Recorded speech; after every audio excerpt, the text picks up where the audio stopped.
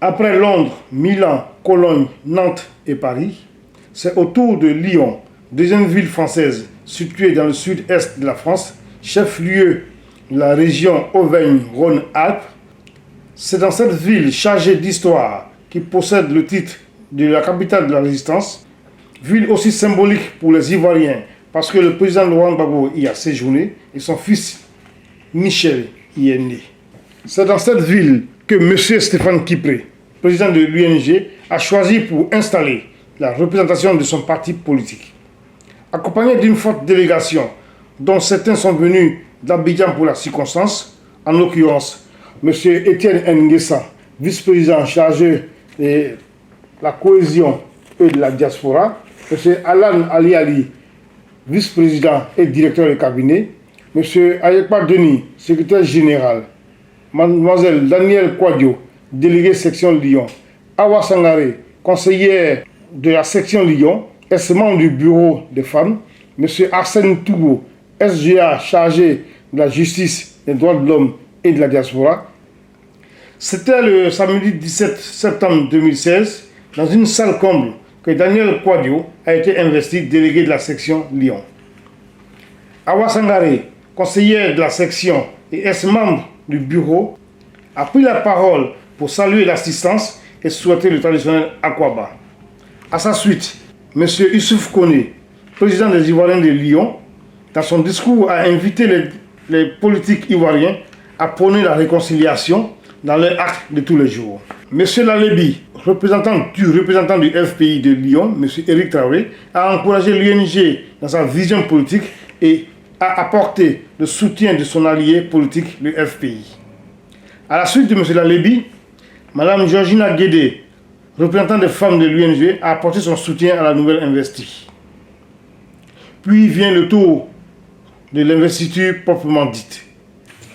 Vu la décision du 27 juillet 2016 portant réaménagement du secrétariat général de l'Union des nouvelles générations, je t'investis en qualité de délégué de la section de Lyon.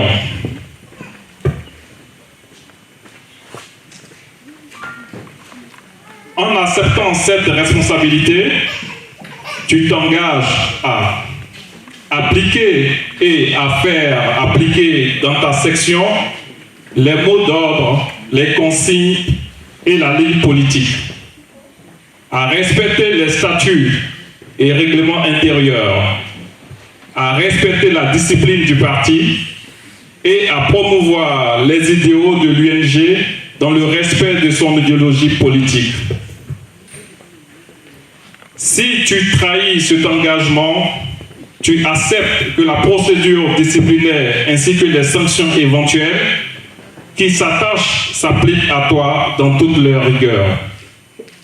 Si tu acceptes cette responsabilité en connaissance des engagements ci-avant énumérés, tu diras « Oui, je m'engage ». Oui, je m'engage. Oui, je m'engage. Après la cérémonie d'investiture, M. Denis Ayekpa, secrétaire général du parti, a relaté à l'auditoire l'histoire du parti depuis sa création. Pour clore la liste des interventions, la parole est revenue à M. Kipré Stéphane, qui, dans son franc-parler, qu'on lui connaît, n'a pas porté de gants pour fustiger le gouvernement Ouattara. Nous sommes ici, à Lyon. Nous nous réjouissons. Nous pouvons nous réunir dans des salles, faire de la politique, parler de la Côte d'Ivoire. Mais vous devez savoir que dans notre pays aujourd'hui, se réunir dans une salle de façon démocratique et libre est un luxe. Nous sommes aujourd'hui ici. Chacun rentrera chez soi après. Mais vous devez savoir qu'aujourd'hui en Côte d'Ivoire, il existe des Ivoiriens et des Ivoiriens qui ont leurs parents, leurs pères, leurs mères, leurs frères et leurs sœurs injustement incarcérés. Pourquoi? À cause de leur choix politique. Nous sommes ici en train de nous réjouir. Il existe des milliers d'Ivoiriens qui, à cause de leur choix politique, se retrouvent sous des tentes en Afrique de l'Ouest, au Ghana, au Togo, au Libéria. La Côte d'Ivoire marche à reculons. Nous avons perdu la démocratie. Nous avons perdu le fruit, le résultat de la démocratie. Et ce sujet, nous avons tous un rôle historique. Nous avons tous la grâce et la force de savoir que nous devons jouer notre rôle. Nous ne devons pas abandonner notre pays, chers amis. Nous ne devons pas laisser notre pays mourir. Les Ivoiriens commencent à s'habituer, à s'accoutumer à ce qui n'est pas normal.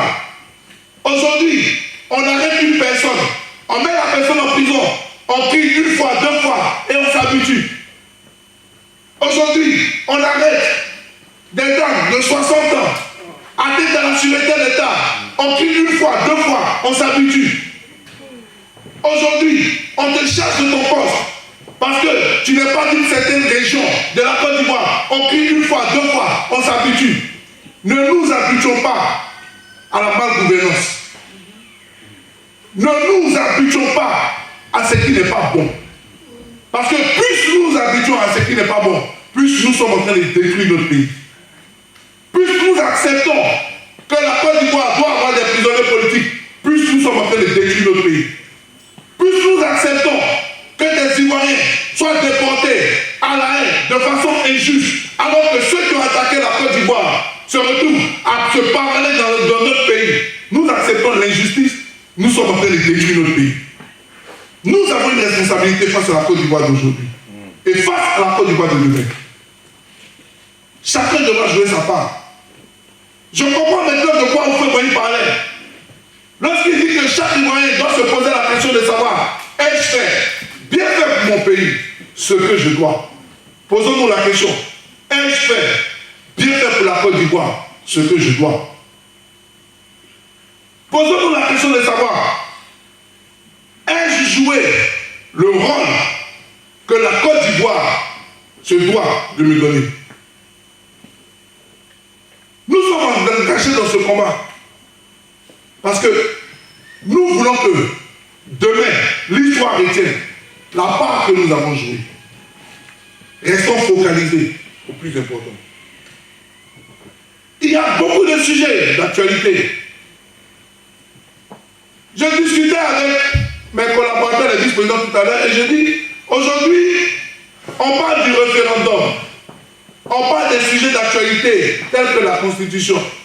Parce que quand on veut parler de la Constitution, d'une nouvelle Constitution, on fait d'abord le bilan de la Constitution actuelle.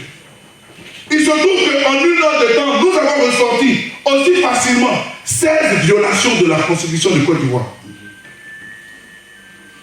1. On compte ensemble. 1. Article 10.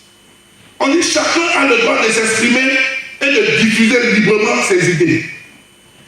Chacun peut dire ce qu'il veut en Côte d'Ivoire, selon la Constitution, et il n'est pas normal que quelque chose arrive. Donc, quand il s'agit d'avoir des prisonniers politiques, quoi Justin Dieu pays en prison, d'autres personnes en prison, cela voudrait dire que parce qu'ils ont exprimé leur volonté, on a violé la Constitution. 1. Article 11. Les libertés de réunion et de manifestation sont garanties par la loi. Lorsque Denis Aïpa, secrétaire général de l'Union des Nouvelles Générations, à un meeting de la CNC, se retrouve arrêté et va pour la deuxième fois en prison parce qu'il a parti assister à un meeting, c'est une violation de la Constitution. 2. Article 12. Aucun Ivoirien ne peut être contraint à l'exil. Pour ça, mais on ne parle pas de voici. Article 15. Le droit de propriété est garanti à tous. Nul ne doit être privé de sa propriété si ce n'est pour cause d'utilité publique et sous les conditions d'une juste et préalable indemnisation. Toutes les maisons qui sont occupées en Côte d'Ivoire, des gens qui ont eu leur plantation à l'ouest de la Côte d'Ivoire occupées, c'est une violation de la Constitution. Article 30. La République de Côte d'Ivoire assure à tous l'égalité devant la loi. Il n'est pas normal que dans un pays, on parle de justice des vainqueurs. Il n'est pas normal que dans un pays, on dise qu'il y a une élection présidentielle il y a eu des morts de chaque an. Et depuis 6 ans, il y a seulement un seul truc qui est poursuivi. C'est une violation de la Constitution. Article 54. La fonction de président de la République sont incompatibles avec toute fonction de dirigeant de parti politique, comme étant le nom du président du RDR. Le président du RDR s'appelle Alassane Dramane Ouattara. Le chef de l'État de Côte d'Ivoire s'appelle Alassane Dramane Ouattara. Violation de la Constitution. Article 65. Le président de l'Assemblée nationale et le premier vice-président sont soumis aux mêmes conditions d'éligibilité que le président de la République. En Côte d'Ivoire, selon la Constitution, tu ne peux pas être président de la République ou président de l'Assemblée nationale au minimum à 40 ans. À quel âge seront-tu été président de l'Assemblée nationale? Article 90. Les décisions du Conseil constitutionnel ne sont susceptibles d'aucun recours. Elles s'imposent au pouvoir public, à toute autorité administrative, juridictionnelle, militaire et à toute personne physique et morale. Il y a eu la décision du Conseil constitutionnel qui, et on dit dans le même article, la chute, on dit que le président du Conseil constitutionnel est élu pour 6 ans et on ne peut pas le changer. Le président du Conseil constitutionnel, c'était Paul André. Comment est-ce que Gauthier est arrivé? Comment est-ce que celui qui est président du Conseil constitutionnel actuel est arrivé? Article 17. Les fonctions de médiateur de la République sont incompatibles avec l'exercice de toute fonction politique. L'actuel médiateur de la République est du RDR, un parti politique. Chers amis, la constitution de notre pays. Donc, avant de parler de changement de la constitution dans un pays, il faut d'abord respecter la constitution en vigueur. Il faut d'abord respecter la constitution de la Côte d'Ivoire actuellement avant de parler de changement. Pourquoi vous voulez changer quelque chose que vous avez l'habitude de violer? Continuez de violer la constitution. Pourquoi nous voulons changer une constitution alors qu'on n'est pas capable de respecter celle-là? En Côte d'Ivoire, on dit le président du Conseil économique et social est élu. En Côte d'Ivoire, Alassane Ouattara nomme le président du Conseil économique et social. Violation de la Constitution. Notre pays est en danger. Notre pays est dirigé de façon bandite et voyou. Mais quand tu vois ta démarche d'accession au pouvoir, ça montre ta marche de gestion de la Côte d'Ivoire. Tu arrives de façon voyou, tu gères la Côte d'Ivoire de façon bandite. C'est ce que nous sommes en train de vivre en Côte d'Ivoire aujourd'hui. Donc vous comprenez que face à des enjeux comme ça, face à ce que notre pays subit, vous comprenez, chers camarades délégués, je n'ai pas le temps de rentrer dans les débats qui ne font pas avancer. Je n'ai pas le temps de rentrer dans les débats qui vont nous distraire. Nous devons rester focalisés. Parce qu'à chaque fois que nous avançons dans un débat qui ne nous fait pas avancer, nous donnons encore un jour de plus à ce pouvoir pour violer la constitution de la Côte d'Ivoire. Il y a des enjeux. En octobre, ils veulent aller au référendum. Le parti, l'Union des Nouvelles Générations, il a en convention pour qu'on puisse se prononcer sur le référendum. Mais moi, personnellement, je ne sais pas de quoi on parle. Si on pouvait garantir aux Ivoiriens la vérité des urnes, on pouvait parler encore d'enjeux électoraux. Mais à partir du moment où on voit un chef d'État se donner le taux de participation qu'il veut et le score qu'il veut à une élection, à quel référendum qu'on parle? Que les militants du RDR se réunissent, ils votent sur eux, et puis ils donnent leur taux de participation, et puis ils disent que la constitution de la Côte d'Ivoire, c'est les textes du RDR, et puis on va avancer. On est où là? Comme Abou Béré le dit, il y a quoi même? Notre pays est en danger. Et nous avons notre responsabilité. Et cette responsabilité nous incombe. Gbagbo Laurent incarne le combat de cette Côte d'Ivoire. Mais il n'existera pas une Côte d'Ivoire nouvelle sans l'engagement de tout un chacun. Joue ta part.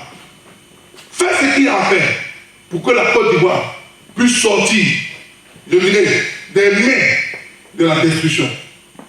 Il y a beaucoup de sujets. J'ai tenu aujourd'hui à vous parler avec mon cœur. J'ai tenu aujourd'hui à ne pas tenir un discours, je dirais, pour arranger les foules. Mais nous devons partir d'ici avec la responsabilité historique de notre pays. La Côte d'Ivoire nous appelle. Fiers Ivoiriens, le pays nous appelle. Fiers Ivoiriens, le pays nous appelle à notre responsabilité. Partisans du président Laurent Gbagbo, le pays nous appelle à notre responsabilité. Membres de la grande famille Gbagbo, le pays nous appelle à notre responsabilité. Mais n'est pas membre de la famille Gbagbo qui veut. Ce n'est pas parce que tu prononces le nom de Gbagbo Laurent que tu es membre de la famille Gbagbo. Il faut rester dans la ligne et le combat de Gbagbo Laurent.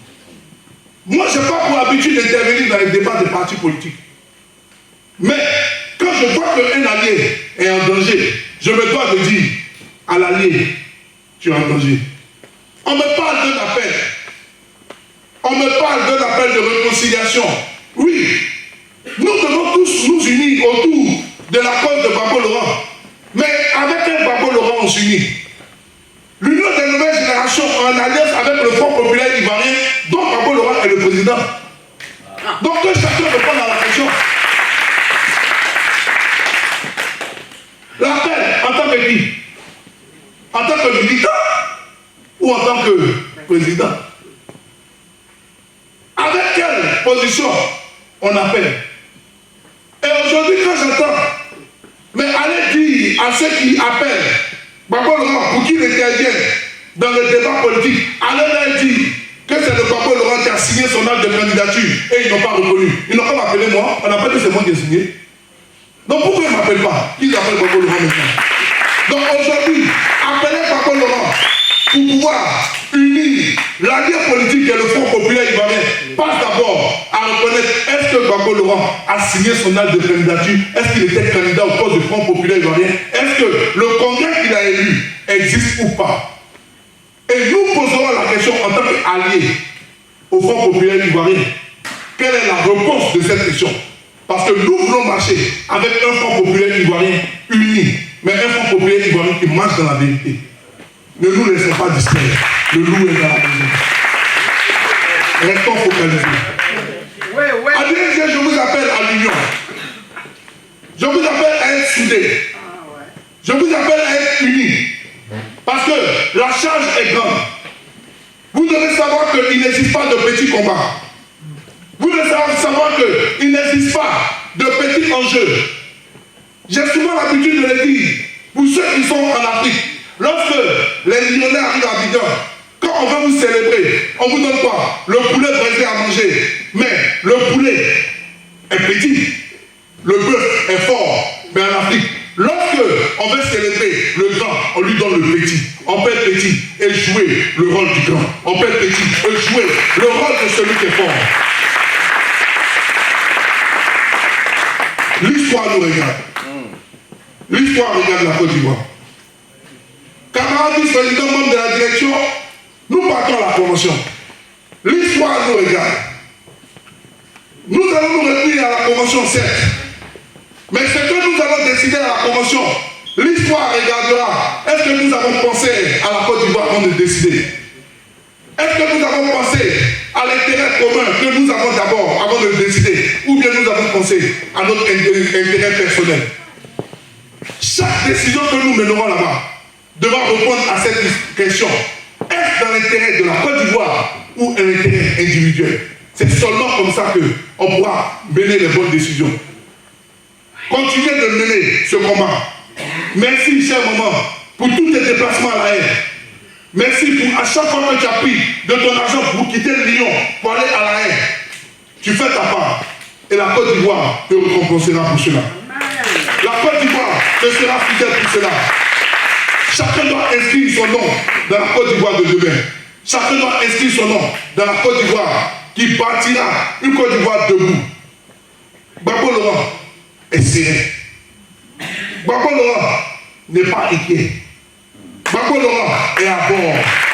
Gbagbo Laurent continue de diriger ce combat de la dignité de l'Afrique. Gbagbo Laurent continue de diriger ce combat de la dignité des Ivoiriens. Gbagbo Laurent a le mental d'un chef. Il a le mental d'un leader. Alors, ne pleurons pas. Un jour nouveau se lève sur notre pays. Un jour nouveau se lève sur la Côte d'Ivoire. Que Dieu vous bénisse. Que Dieu bénisse la Côte d'Ivoire. Que Dieu bénisse l'union des nouvelles générations. Que Dieu bénisse le président Laurent Gbagbo. Que Dieu est fort. Je vous remercie. À la fin de la cérémonie, nous avons tendu notre micro à Daniel Quadio, Arsène Tougo et Georgina Guédé. Nous les écoutons. C'est vraiment un grand plaisir, avec émotion, que vraiment m'investis aujourd'hui. Donc vraiment je suis heureuse parce que en fait, j'étais un peu stressée, mais là ça va. Et tout s'est bien passé et voilà, le travail commence. Ça commence déjà, donc je suis contente. Merci.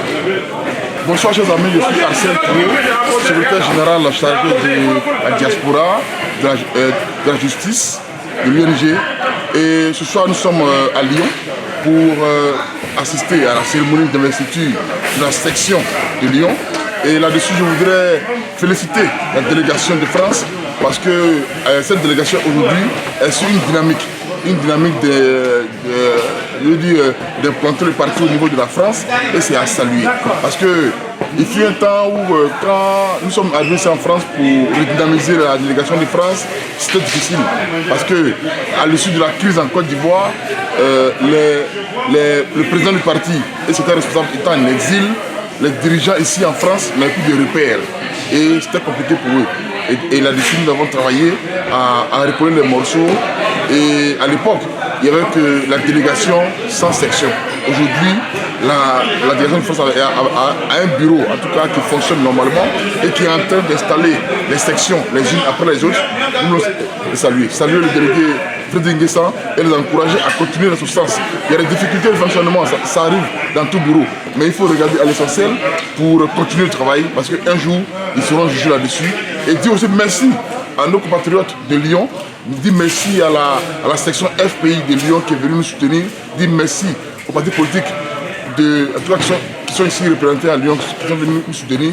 Et dire que la Côte d'Ivoire appartient à nous tous. Nous devons nous resserrer les coudes pour la bâtir, pour la construire dans la fraternité et dans la paix. Je vous remercie. Merci. Je suis Madame Guédé, présidente des femmes UNG France. Et ce soir, nous sommes à l'investiture d'une section, la section de Lyon, avec à la tête une femme. Et nous sommes d'autant plus fiers que les femmes prennent la tête du combat et jouent leur rôle dans ce combat-là. Je voulais encourager la déléguée, la féliciter et puis dire que longtemps on a pensé que cette place était réservée aux hommes et que nous on avait une place d'arrière d'arbre. Mais nous avons aussi notre mot à dire parce que la femme est celle-là même qui est remplie d'instinct. Là où les choses semblent être négligées, elle pointe le doigt pour dire que ça n'est pas été fait. C'est pour ça que récemment nous avons organisé justement une opération de kits scolaires par rapport aux enfants des prisonniers afin que ceux-là qu'on a oubliés, ces dommages collatéraux qui sont issus de cette crise en Côte d'Ivoire, qu'au moins on puisse soulager ces parents-là qui sont en prison. Et donc je lance un appel à toutes les femmes afin de se joindre au combat, en tout cas de venir épauler la déléguée au niveau de Lyon, la déléguée Daniel Quadio. Et puis c'est Dieu qui est fort, que Dieu bénisse la Côte d'Ivoire, que Dieu bénisse l'UNG. Merci. Trois artistes et non des moindres, Magadindin, Abou Galié et Serge Gassi, ont gratifié à ce public venu nombreux leur savoir-faire. Tu es bon, pas ça, je me dis ça et tu es bon. Je dis tu es bon, pas ça, je me dis ça. Je dis tu es bon, yeah. Je dis tu es bon, pas ça, je me dis ça et tu es bon.